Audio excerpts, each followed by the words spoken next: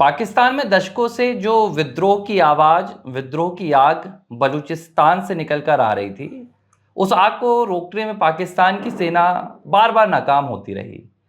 ऐसे में साल 2011 का वो दौर आया जब पाकिस्तान को लगा कि अब चीन ही वो सहारा बन सकता है जिससे पाकिस्तान को आर्थिक फायदा भी हो जाए और बलूचिस्तान के विद्रोहियों की आवाज को भी दबा सके। लेकिन अब जब बलूचिस्तान का ये विद्रोह ट्रेन हाईजैक तक पहुंच गया है और ये पाकिस्तान का पूरा आंतरिक विद्रोह, पाकिस्तान का अपने ही राज्य के लोगों का शोषण अंतर्राष्ट्रीय मंच पर पहुंच चुका है। ऐसे में सीपीईसी जो चाइना पाक इकोनॉमिक कॉरिडोर है उसे लेकर भी एक सवाल निकल कर आ रहा है कि क्या अब जो 60 बिलियन का निवेश चीन ने पाकिस्तान में किया था वो भी बलूच विद्रोहियों के निशाने पर आएगा। अंतर्राष्ट्रीय मामलों के जानकार प्रज्ञान मिश्रा हमारे साथ जुड़े हैं। प्रज्ञान लंबे समय से इस पूरे मसले पर अपनी नजरें भी बनाए हुए हैं। प्रज्ञान जी, कैसे देख रहे हैं आप इस पूरे अंतर्राष्ट्रीय मसले को? पाकिस्तान, बलूचिस्तान और अब चीन और भारत में भी इसका कोई असर दिखेगा हमें आने वाले दिनों में, नहीं दिखेगा? और चाइना को यहाँ पर, चीन को कितना नुकसान, कितना यहाँ पर फायदा है? देखिए, जहाँ तक बात है सीपीईसी प्रोजेक्ट की, सीपीईसी प्रोजेक्ट तो पूरा डिफरेंट था। चाइना यहाँ पे अपना करीब करीब $2 बिलियन पर ईयर अपना ट्रांसपोर्टेशन कॉस्ट बचाने के लिए खुद यूरोप से जुड़ने के लिए इनिशिएटिव लिया था। बीआरआई के तहत ये सीपीईसी प्रोजेक्ट आया था। सीपीईसी प्रोजेक्ट बेसिकली बलूच लोग इसका विरोध कर रहे हैं। विरोध करने का कारण भी है। कारण ये है कि शुरू से रहा है कि बलूचिस्तान सबसे ज़्यादा रिसोर्सेज वाली जगह रही, सबसे ज़्यादा रिसोर्सेज बलूचिस्तान में रहे, लेकिन वहाँ का जो भी डेवलपमेंट हो रहा है वो वहाँ के लोगों के काम नहीं आ रहा है। वो डेवलपमेंट पूरा का पूरा काम आ रहा है किसके? चाइनीज़ के लिए। और चाइना उसको बना भी उसी तरीके से रहा था। चाइना की शुरू से इंटेंशन ये रही है कि बीआरआई के against, belt and road initiative के अगेंस्ट जितने भी प्रोजेक्ट में काम होंगे, उस प्रोजेक्ट में चाइना दो तरीके से काम करता था। एक काम था अपना कि चाइना उसमें उस देश को फंसा लेता था कर्ज के बोझ में फंसा लेने का मतलब ऐसा है कि इतना इन्वेस्टमेंट डाल देगा, इन्वेस्टमेंट आपके ऊपर इतना उस लाद दें प्रोजेक्ट में कि उसको रिपे करने के लिए उस कंट्री के पास पैसा ही नहीं रहता था।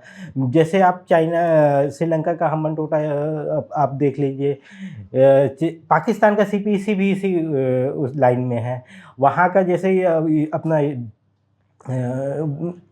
बंदरगाह है, ग्वादर बंदरगाह, वहाँ पे क्या हुआ है कि वो कहीं यूज ही नहीं हो रहा है। एक एयरपोर्ट बना है, वहाँ पे एयरलाइंस ही नहीं चल रही।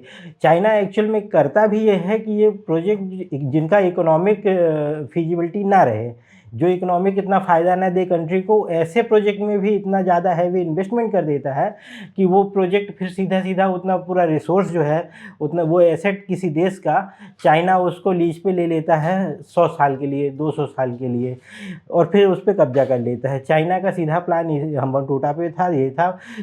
अफ्रीका की सभी कंट्रियों में, बहुत सारी कंट्रियों में चाइना यही कर रहा है।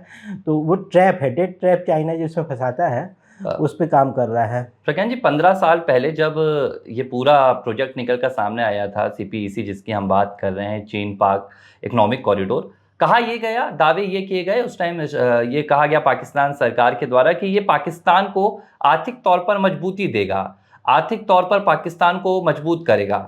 तब भी बलूचिस्तान का विद्रोह सामने आया था।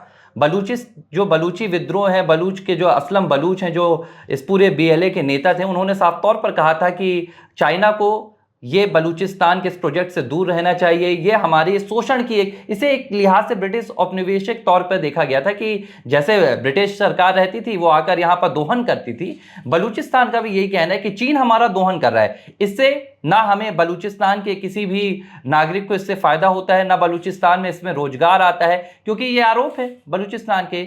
बावजूद इसके पाकिस्तान की क्या मंशा थी जो पाकिस्तान ने चीन को, अगर ये भी कहा जा रहा है कि वो पाकिस्तान जो $1 बिलियन या 2 बिलियन के लिए वर्ल्ड बैंक के चक्कर लगाता है, 60 बिलियन के लिए क्या पाकिस्तान ने अपने देश में टुकड़े होने की जो एक कवायद थी उसकी नींव डाल दी ये चीन के सीपीईसी के द्वारा? सीपीसी और पाकिस्तान के टुकड़े होने का कोई ख़ास रिलेशन नहीं है। बलूचिस्तान में सेपरेशन की आग हमेशा से रही आई है। कारण सीधा-सीधा जो अब सभी जानते हैं कि बलूचिस्तान के रिसोर्सेज़ का उपयोग करके वो केवल और केवल उस रिसोर्सेज़ का उपयोग किया जा रहा है पंजाब प्रांत के लोगों के लिए। पाकिस्तान जब से बना है, तब से पाकिस्तान के जो भी नेता लोग रहे हैं, उनका एक ही उद्देश्य रहा है कि पंजाब प्रांत के लोग एक एलीट क्लास से आते हैं। उस पंजाब प्रांत के लोगों को पूरे पाकिस्तान के रिसोर्सेज़ पर हक है, उनसे कुछ बचेगा वो वहाँ के लोकल लोगों को मिलेगा। बलूचिस्तान में काफ़ी रिसोर्सेज़ हैं और सबसे वहाँ की आबादी कम है। एरिया वाइज काफ़ी बड़ा वो डिस्ट्रिक्ट है। इसके बाद भी पाकिस्तान उनको कुछ नहीं दे रहा है। बलूचिस्तान की ये आग लेकिन हमेशा सवाल से यही, चलती है। पाकिस्तान ऐसा कर क्यों रहा है? पाकिस्तान को ये भी पता है कि आपका जो 44% का क्षेत्रफल है वो बलूचिस्तान है, और अगर बलूच का ये विद्रोह शांत नहीं होगा तो ये पाकिस्तान के लिए मुश्किल बनेगा। पाकिस्तान एक्चुअली कभी भी चाहता ही नहीं था कि ये हमारे लोग हैं, कभी भी अपना माना ही नहीं है। बलूच हो गया, कोयटा हो गया, अपना बांग्लादेश हो गया, बांग्लादेश को भी कभी पाकिस्तान ने अपना नहीं माना था। पाकिस्तान में जो पंजाब प्रोविंस के लोग हैं वो चाहते हैं कि पूरा का पूरा जो रिसोर्सेस है वो किसके काम आए, उनके काम आए, पाकिस्तान के पंजाब प्रांत के लोगों के लिए। और हमेशा से ये रहा है। जो ये सीपीईसी है, सीपीईसी ने बलूचिस्तान और पाकिस्तान को अलग होने में एक आग में घी डालने का काम किया है। पाकिस्तान जब खुद था तो उनके बलूचिस्तान में जो रिसोर्सेस है उसको इतनी आसानी से एक्सप्लॉइट नहीं कर पाता था। लेकिन जब से चाइना ने उसमें सीपीसी प्रोजेक्ट लाया है, सीपीसी प्रोजेक्ट आने के बाद से रिसोर्सेस एक्सप्लॉइट हो रहे हैं। चाइना उसको यूज करके अपने यहाँ ले जा रहा है। वहाँ पे बलूच लोगों के साथ समस्या ये है कि उनके पास बेसिक नीड्स पूरी नहीं हो पा रही हैं, उनका लिविंग स्टैंडर्ड ख़राब हो रहा है। इस चीज़ को अब, क्योंकि बलूचिस्तान के भी जो यंग पॉपुलेशन है वो पढ़ती है, अब बड़ी-बड़ी यूनिवर्सिटीज़ में जाती है, तो वो एक आज़ादी की मांग उनको आना स्वाभाविक है।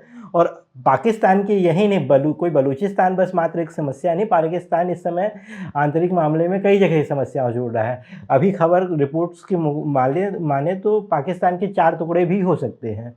नहीं, लेकिन सवाल तो फिर वही निकल के आ रहा है कि वो पाकिस्तान जो खुद टुकड़ों में बंटने की उम्मीदें यहाँ पर पाकिस्तान की देखी जा रही हैं, पाकिस्तान टूट की कगार पर, आर्थिक स्थिति आपकी सब कुछ डामाडोल है, तब भी चीन का 60 बिलियन का निवेश, ये कौन सा मकसद है चीन का? चीन का 60 बिलियन का निवेश कभी भी एक साथ नहीं आया। चीन का सीपीसी में निवेश 60 से 70-75 करीब हो चुका है। कुछ जगह फिगर अलग-अलग कोट होते हैं, पर चीन ने इसका केवल और केवल पाकिस्तान के लिए नहीं किया है। चीन ने सीपीसी प्रोजेक्ट लाया था अपने लिए और अपने लिए ही काम कर रहे हैं। चाइना अभी इसके पहले जो भी ट्रेड रूट था अपना समुद्र से जाने का। उस समुद्र से जाने में मकाबा हो गया, मलेशिया, इंडोनेशिया, यहाँ से जाने के लिए वो ट्रेड रूट करीब 12,000 किलोमीटर का पड़ता था।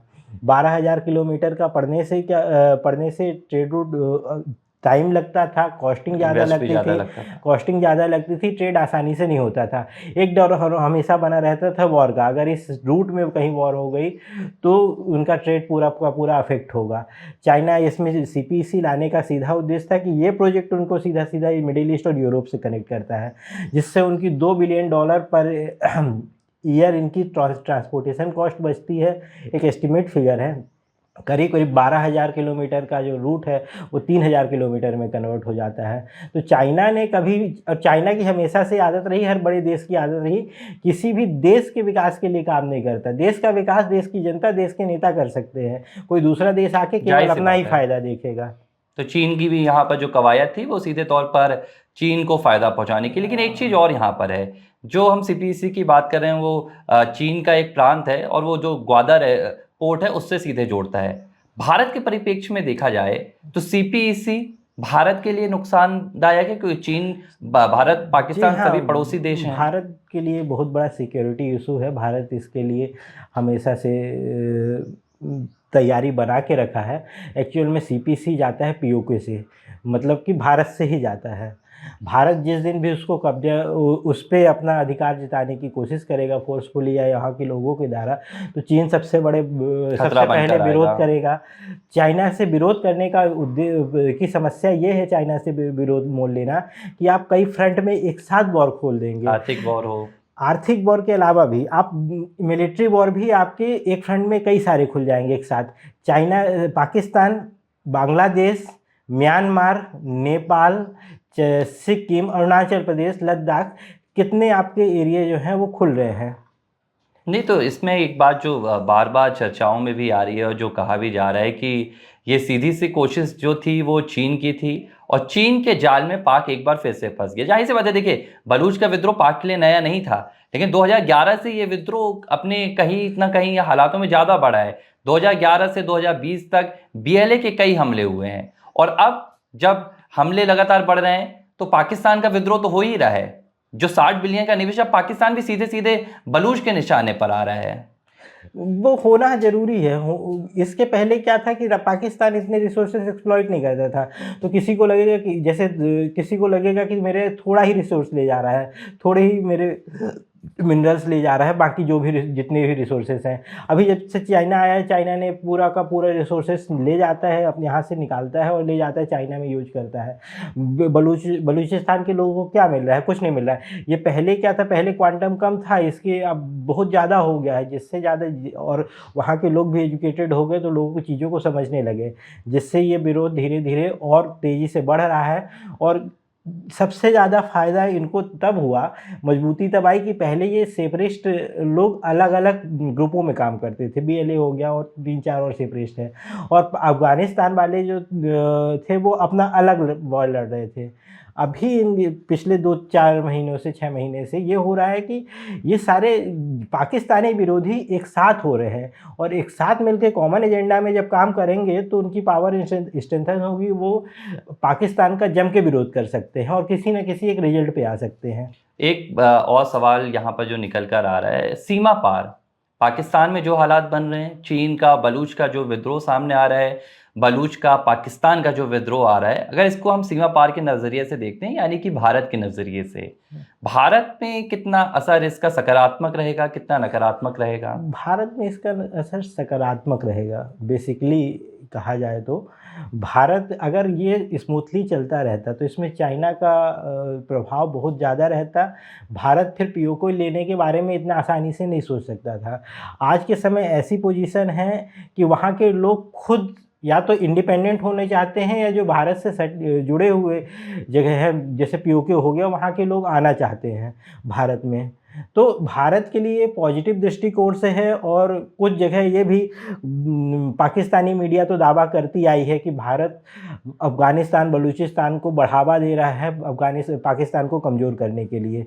तो भारत के लिए ओवरऑल देखा जाए तो अच्छा समाचार कहा जाएगा। 2016 में भारत के प्रधानमंत्री नरेंद्र मोदी ने लाल किले की प्राचीर से भी बलूचिस्तान के मुद्दे को उठाया था और शायद तब उनकी नज़र थी। और आज करीब 10 साल बाद बलूचिस्तान में जब विद्रोह की आग तेज हो रही है, भारत भी नज़रें बनाकर यहाँ पर देख रहा है, पूरे हालातों को समझ रहा है। और जाहिर सी बात है, जिस लिहाज से मिश्रा जी, प्रज्ञान जी ने हमसे बताया कि भारत को निश्चित तौर पर इससे कहीं ना कहीं जो महत्वपूर्ण तरीके से यहाँ पर बेनिफिट होगा, जो फ़ायदा होगा, उस पर भी नज़रें रहेंगी। लेकिन जिस लिहाज से बलूचिस्तान का जो शोषण पहले पाकिस्तान करता था, पाकिस्तान ने उस शोषण की तलवार को चीन के हाथों में पकड़ा दिया और वही तलवार अब पाकिस्तान के गले पर भी वार करने की कोशिश कर रही है और बलूचिस्तान पूरा मोहरा बनकर पाकिस्तान के खिलाफ ही भस्मासुर बन गया। अगर हम भारत के परिप्रेक्ष्य में बात करें तो ये हालात पाकिस्तान को कहीं ना कहीं तोड़ भी रहे हैं और भारत इससे मजबूत होने के लिए आगे देख रहा है। ABC हिंदी न्यूज, आज ही जुड़िए हर खबर के साथ